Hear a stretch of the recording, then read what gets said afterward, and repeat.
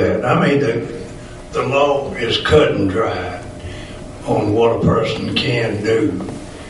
And if anybody violates that, then they should be, called to task for it.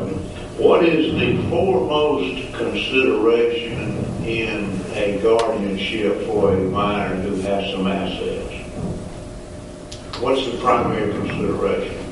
Well, to protect his assets, I guess. I don't know what you're getting at there, but that's what I'm asking. Am I correct that the primary concern of the guardianship is to protect the assets of the minor who presumably is not capable of looking after his own business? That's why the judge is there. That's why he gets paid his little bit. Gets paid the big bucks. Right.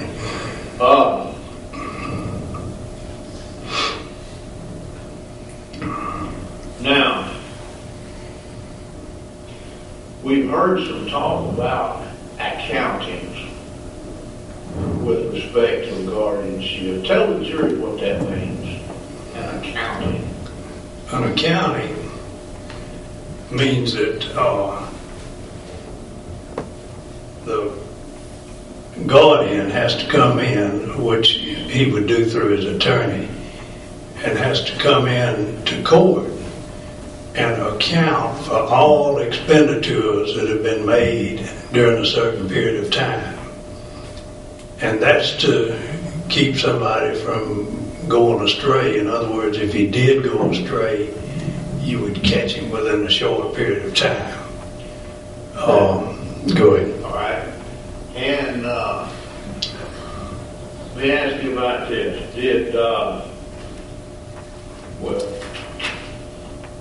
Did you sign an order closing the Mon Clinton State? I'm not sure for a time.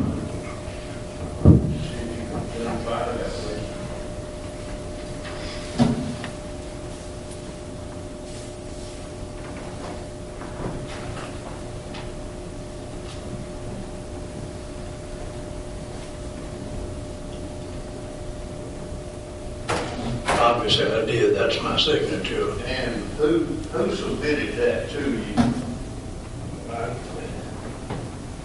That's why the signature I was on, but I assume it's Michael Brown. I'll have to read the type signature. Michael Brown. All right. Move the introduction. So that's the fence. Oh, yes. Meter is S19.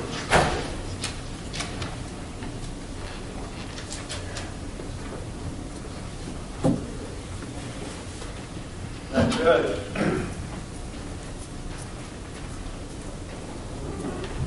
In operating your court, is it necessary that the judge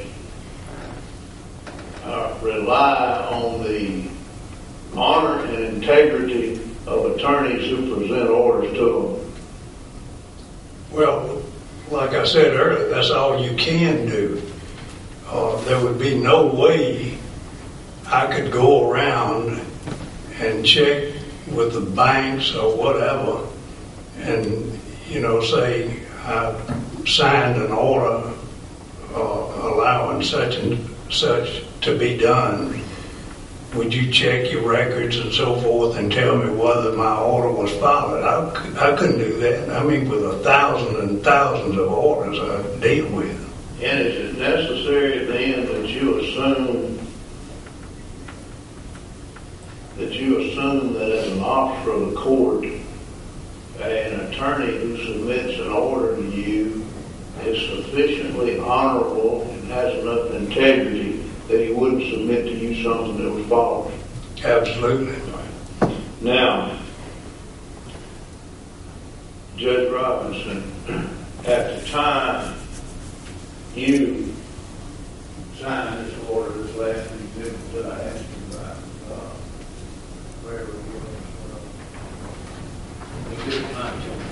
At the time you signed Exhibit 19, did Michael Brown bring to your attention that he had lent several $100,000 of this board's funds? He certainly didn't. No. And if he had, what would you have done? Well, I'd probably call the DA. All right? And since this matter has been in litigation for about the last year and a half or so, have you learned that your signature on that order was obtained by means of a fraud perpetrated on your court? That's my understanding. Couple moments, Your Honor.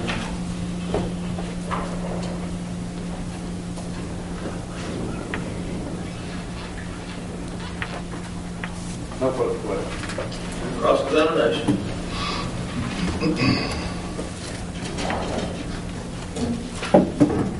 Afternoon, Judge Robinson.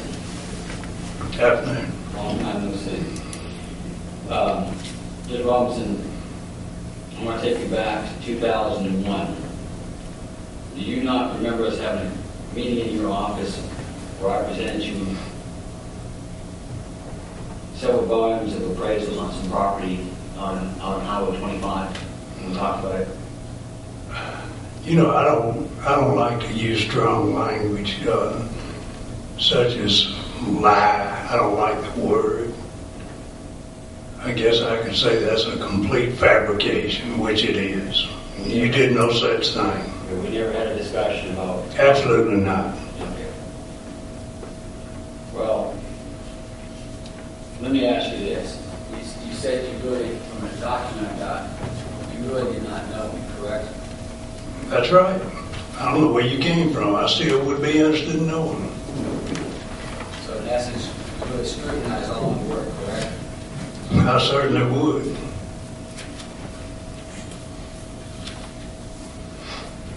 We had the exhibit number 10.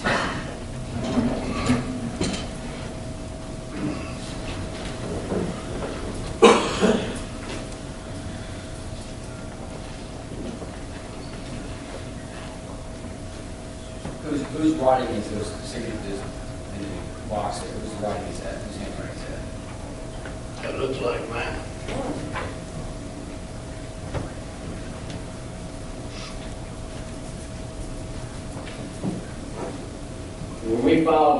When this motion was filed to close this guardianship, who filed the motion to close it?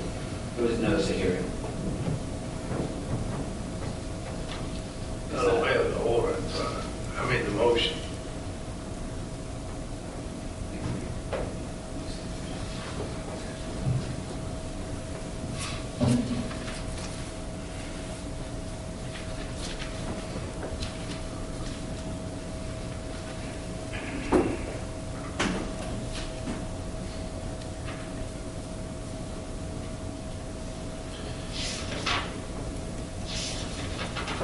Call motion to close being We have one special master report. No, we're not going to take a recess. You find where the documents you would be for.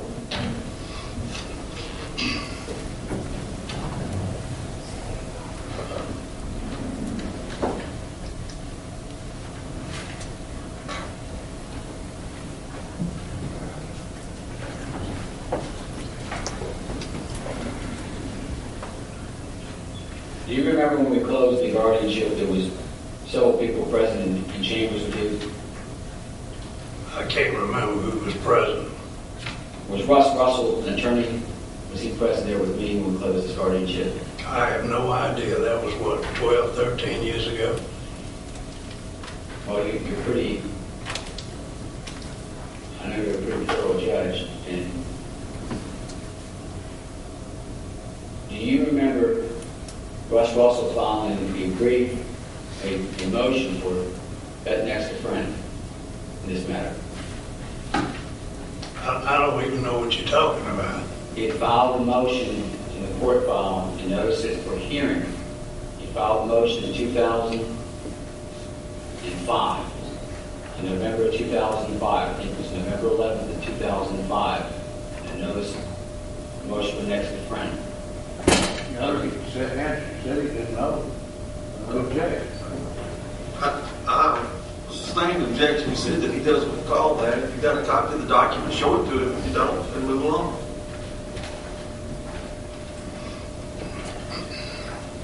You don't remember us having a meeting with Russ Russell closing the estate? Objection, asked and answered. Sustained. No, they didn't. I sustain the objection. When you signed the motion to close the estate, was there other people present in the court? I think I've answered that too. Well, it's asked you this question. Because you did not know me very well, you obviously would have made sure that everything was done properly, correct? I always have. Okay. So, hypothetically, if somebody had filed a motion for next of friend in this matter, Mr. Brown, you said that several times, and I have no understanding of what a motion for next to friend is, and I don't believe the judge does either. I don't. well, wasn't a document filed by Russ Russell alerting the court that he alleged some improprieties were done? Your Honor, we've been over this before. We would object to the repetition, and it's been asked and answered. It doesn't know. Sustained. Can I ask a question, Mr. Chairman? Yes, sir.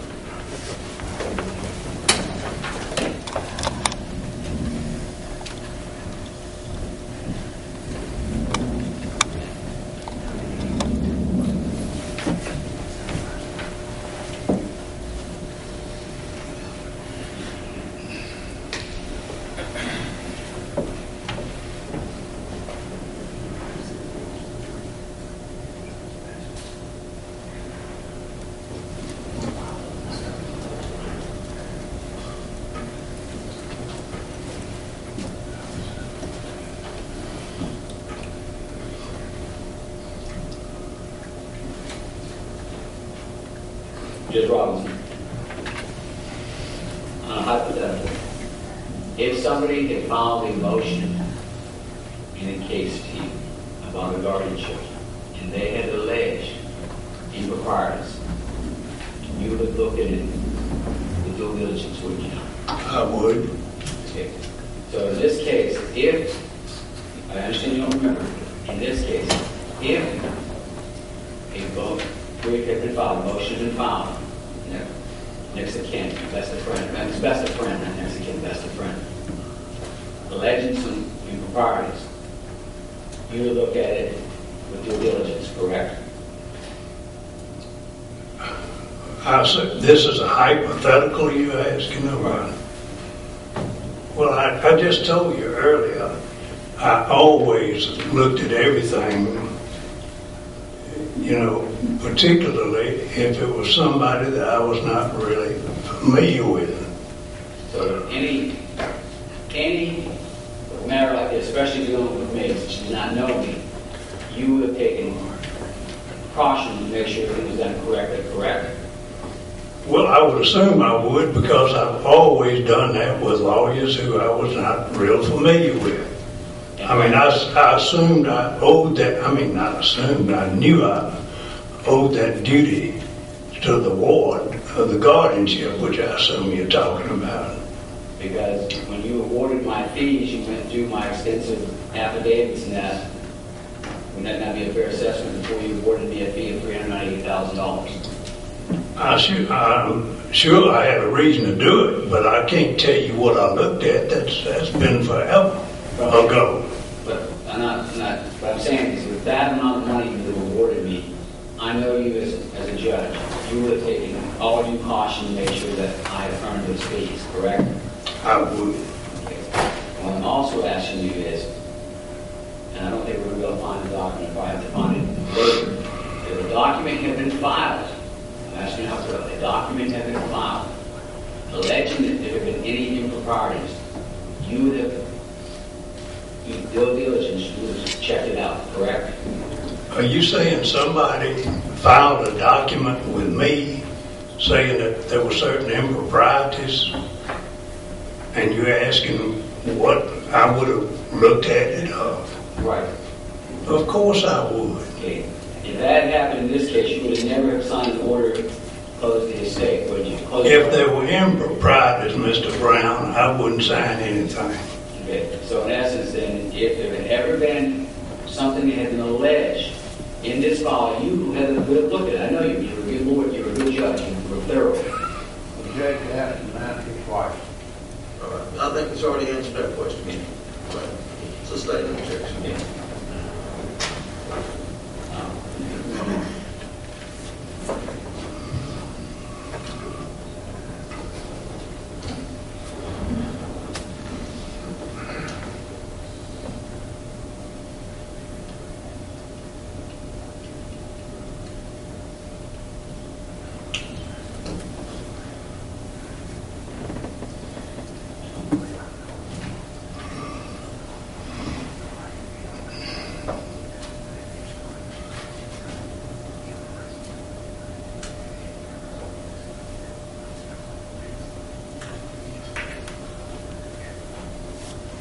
Judge Robinson, when we closed that estate, there were accountings that were done, correct?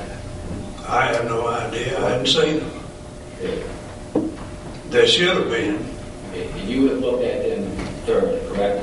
You're asking me. I just told you. I don't know about this. What I'm asking you is, I guess since we don't have documents to show you, what I'm asking you is, you would not have closed in your practice, you would not have closed the guardianship without having the proper accountings, correct?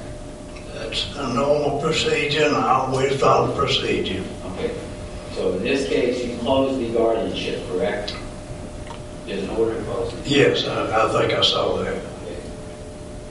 Before you would close it, there's no doubt in your mind you would have made sure that everything was accounted for, correct? Objection, asked and answered. Well, Overruled. I'll let him answer that. Before I closed it, I would have done it just like I did any other, and I would have satisfied myself that the accounting was okay, if there was one. because you were very thorough. I always know that about you. You were very thorough. Thank you. Okay. I don't have any more questions. Redirect. Judge Robinson, he asked you about irregularities, and let me ask you, you told the jury that you had since learned that this estate was closed by way of a fraud perpetrated on the court. If a fraud was perpetrated on the court, then you wouldn't know about the irregularities at the time, would you? No, I think you're right there. Now, tell me. I guess that's why it was done. All right? And you know that recently, within the last year or so, you know that Judge Dwayne Thomas had extensive hearing and determined that fraud had been perpetrated on the court in this case, and he set that order aside, didn't he? I'm aware of that, right. And that was strictly because he found fraud. That's my understanding. All right. Now,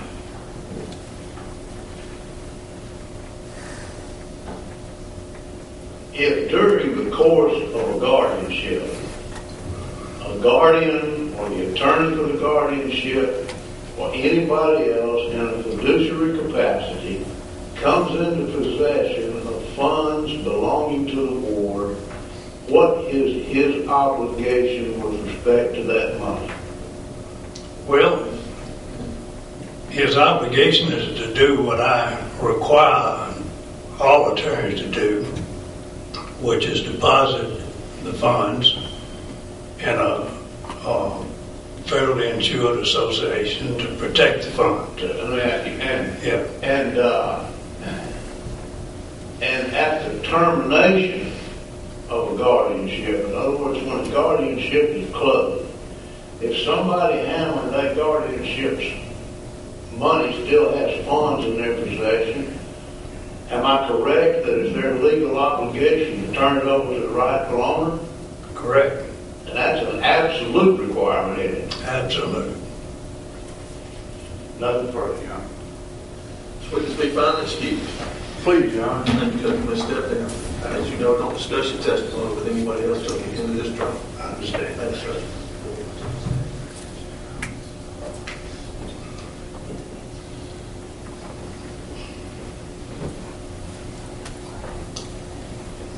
Does the state have next? Your Honor, the state will rest its case in chief. All right, counsel, y'all approach.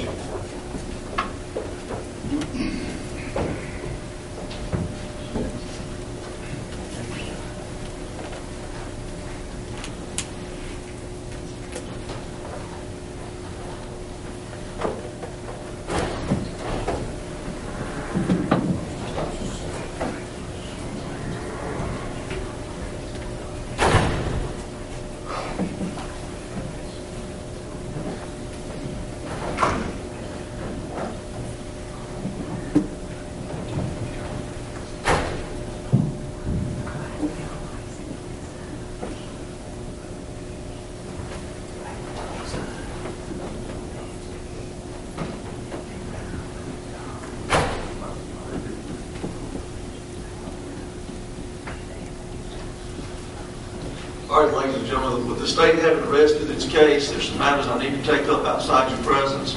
Those matters will probably take up the remainder of the day, so there's no sense in you sitting back in the jury room waiting for us to get to that point.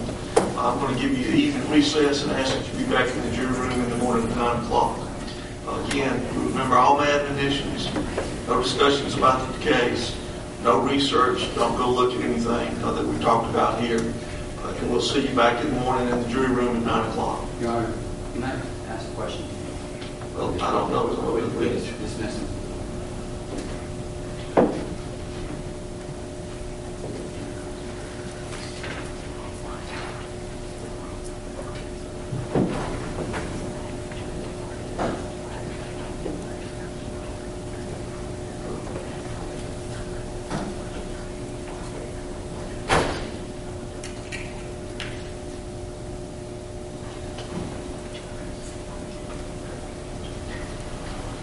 All right, ladies and gentlemen, we'll see you in the morning at 9 o'clock.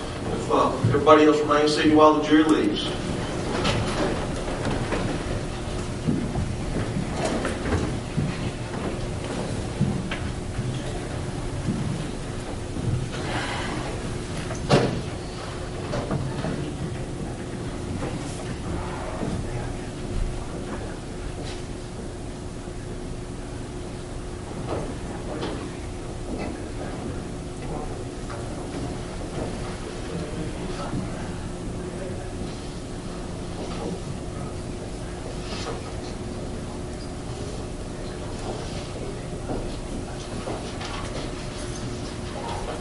We outside the judge and the jury, the defendant's present with his co-counsel, stage present. I don't hear anything on behalf of the defense. We bring up our motions now to dismiss the cause of action based on the fact that they had filed before on our motions before. After the fortunate that somebody has to matters be dismissed on the basis that the state has not, by the statute, proved that I was a person who benefited from the funds. And second, if you're going to go about the second line of the statute, or the bottom line of the statute, which says that when lawfully or shall not, when lawfully required to turn over such money or deliver such things immediately to do so according to the legal obligation. Slow down, Mr. Brown. Sorry. According to his legal obligation, he shall on conviction be committed to the Department of Corrections for not more than 20 years. A fine of $5,000. Your Honor, we would argue that in the exhibits, if I can get the exhibits, Your Honor, as evidence.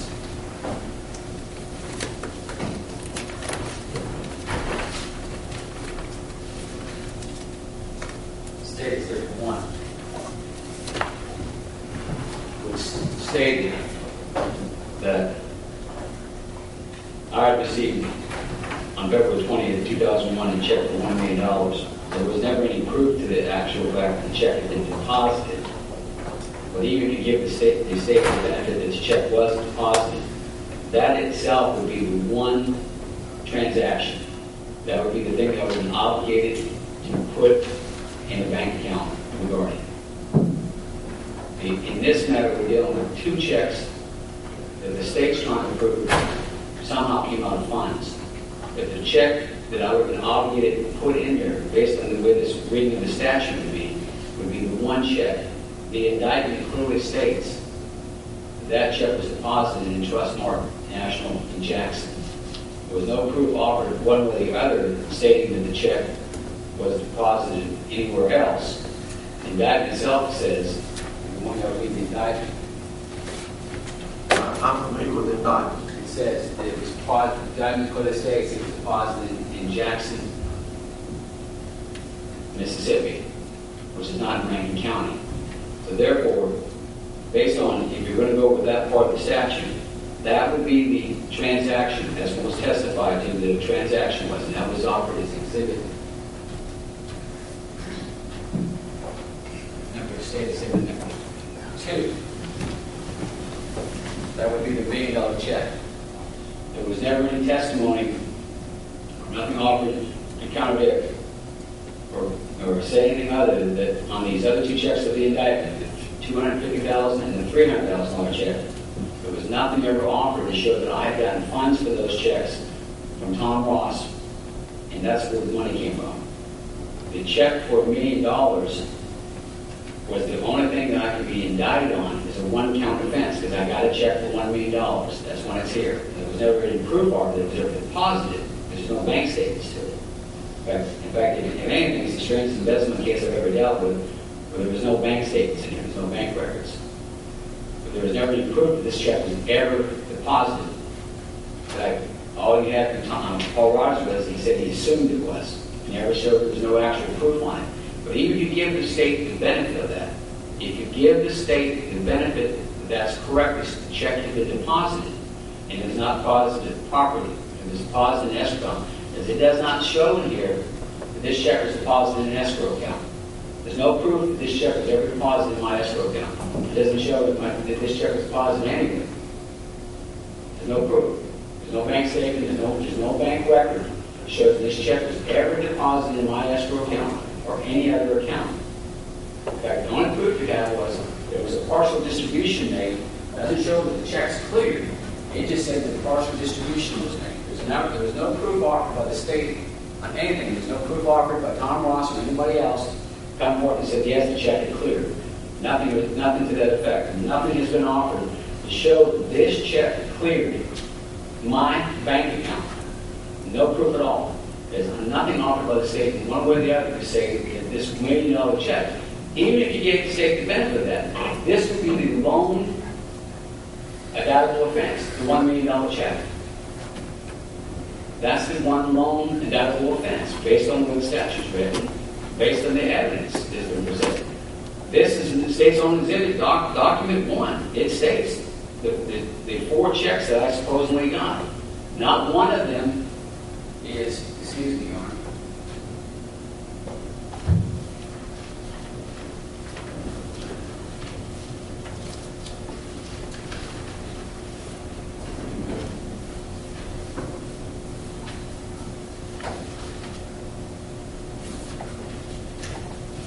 One of them is State Exhibits 8 or 9, the 2 escrow checks that was written in the chapter. There's nothing on State Exhibit 1 on the checks that were written to me that Paul Rogers testified that were written to me on the benefit of the guardianship from the estate. From the estate, that's where the money is coming from. Not one of those checks on what the guardianship, what the special master reported of these 2 checks. There's no proof that this check ever went into my escrow account. There's no bank statement. Nothing shows that this check ever went into my escrow account. This check doesn't even show that it was actually a check that was endorsed and was ever deposited. There's no proof of that. The state has rested this case without showing me proof this check was deposited. There's no bank records. Look through the court, look through itself. I do not see a bank record here that shows anything to that effect. I'm not aware of an embezzlement case where you cannot have a bank executive come in and do basically what they do. They do as an expert, they go through the thing, follow the money. And show the money came in, show where the checks are written, and everything like that. Nothing like that was offered. You have here a blanket check. It does not show that it was endorsed, paid in any way, deposited in my escrow account. Nothing. There's no proof offered that at all. But even if you couldn't show that there was proof that showed that it was deposited in my escrow account, there's no this would be the one indictable offense. The one check. This is the check that they'd have to run by. They'd have to run by what their state exhibit 1 is, and that would be the one check. There is no other way you can go about this. You can't say that I got $1 million check, and then I'm either committing the, if you take the state's logic from reading their jury instructions, I'm taking the state's logic, they're basically saying that if I take the $1 million check and I deposit it in my account, thereafter, every check I write is an indictable offense. No, it'd be the $1 million check, because that would be the indictable offense. If I did not put this in the proper account that it was supposed to be, that would be the one indictable offense. Not multiple offenses, because I have this. This would be the indictable offense. Unless they're trying to argue that this check, if it had been deposited in my escrow, there's no proof of that. If it had been deposited in my escrow account, that would have been a proper way to deposit the check. And I think all the proof has been that they state is offered. It says, no, that's not. It was not the proper way to do it. And so therefore, based on that there is no proof that the check was ever deposited, that there's no proof of all these other checks in regards to that they should be the indictable checks. There's no money shown in State Exhibit 1 that shows this money came out of escrow, of that money for the board from Tom Ross. I don't think the state's met its burden. And second of all, if you go up to the statute and do the full meaning of the statute, which talks about that I have to do it in regards to convert to his own any money or valuable things for his personal use. There's no testimony at all that said I converted anything to my own personal use. In fact, it was the opposite. There's been testimony that said the opposite. So in essence that, I understand what the state's trying to do. The state can prove this case. They did bring a bank executive in here, bank officer, to go by bank records and say, yes, for all the money. Check was deposited here, this is where it goes. In doing that, and if you go back and take what the state's trying to argue about, this, if this had been deposited, then this would have been the chargeable offense. In the indictment itself, it says that this was deposited in Jackson, Mississippi, which the state has a jurisdiction in. It's Rankin County. I don't see how the state can possibly meet its burden. I don't see how the state can meet its burden on the check itself. There's no proof that it was ever delivered and endorsed. There's no bank record that shows that. And the burden isn't on me to say, well, you should have done your case 7, 8, 9 years ago when you could have got bank records. That's not the burden. The burden's not on me. The burden's on them. They didn't have any proof of it. There has not been any proof to show that this check was endorsed and deposited in my account. Zero. Zero proof. Where is the bank statement that says this check was deposited in my bank account? There is none. There has not been any proof offered at all. None. And the thing of it is, if this would be the chargeable event, this itself would be a lone indictment, and that's all they could get. Nothing from this check. You could be manifesting any other convictions off. You have the one check. Because your argument would be this would be an improper deposit of money in the account. So I would be obligated to $1 million. It would be an indictment for $1 million. If this had been put in a guardianship account, and I had wrote checks like this off the guardianship account, then your argument would be is each of these could be separate indictable events if there could be that they weren't honored or were not allowed. That's not what the state's doing. This is what I'm saying. The state's just going to mutter the walls. There's been no proof of anything. Been absolutely no proof of anything. Ask the state to tell me where the state shows this check was negotiated and deposited.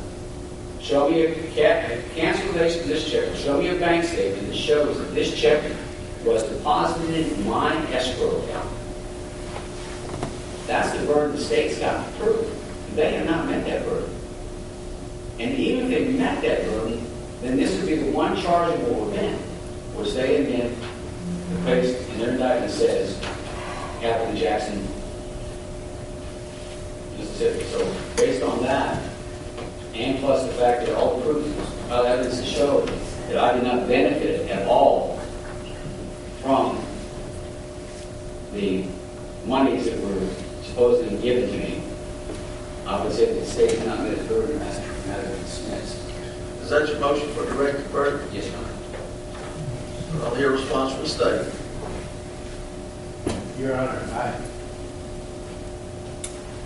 I don't have a response to that except to say that the state is carrying its burden of proof to establish a prima facie case through expert and circumstantial evidence at this point. And in addition, I don't understand counsel's argument that venue is improper since the proof showed that both checks in issue were delivered in Rankin County, Mississippi. And finally, the argument that he's not guilty of any crime because there's no showing that he personally benefited from the embezzled funds won't fly. And I have a case that says exactly that. If Your Honor would like it, it's called Butler versus State. I'm sure you're familiar with it. I'll take a look at it. You familiar with it? I like that, but I'll take a look at it.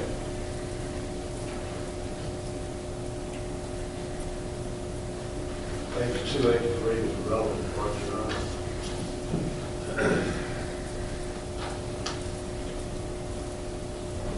I know the count.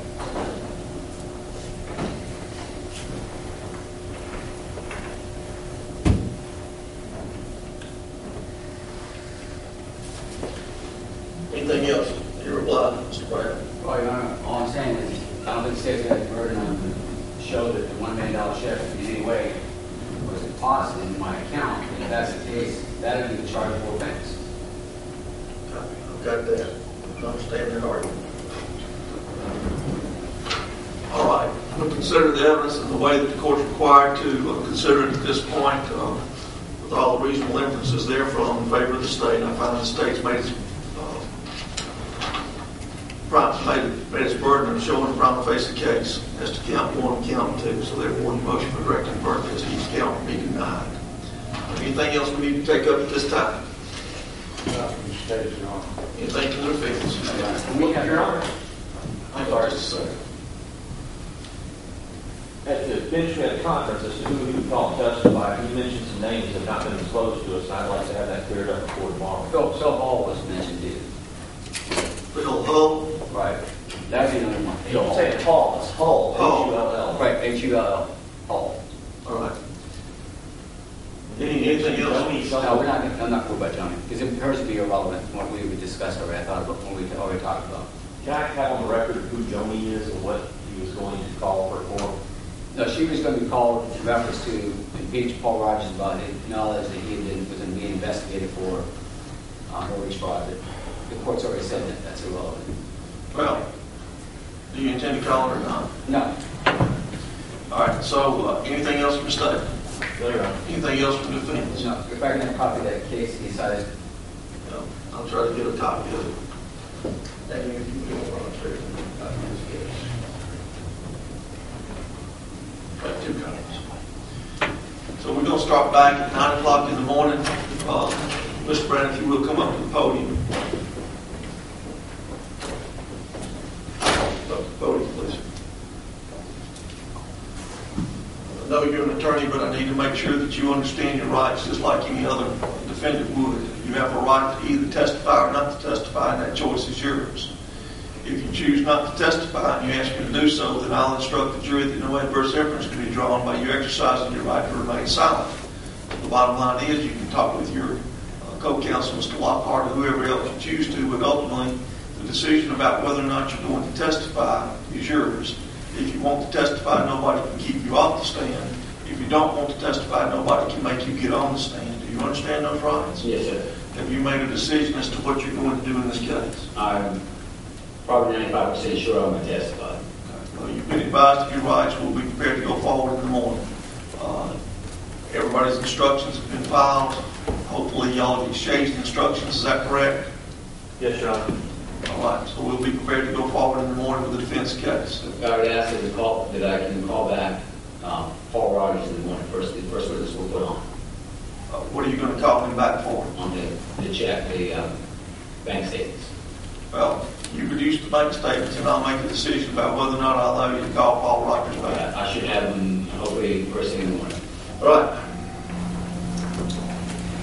The jury's back at 9 o'clock. Let's be here about 8:45 so that we can deal with whatever issue we need to deal with. We'll stand in recess to 8:45. Your Honor, may I approach?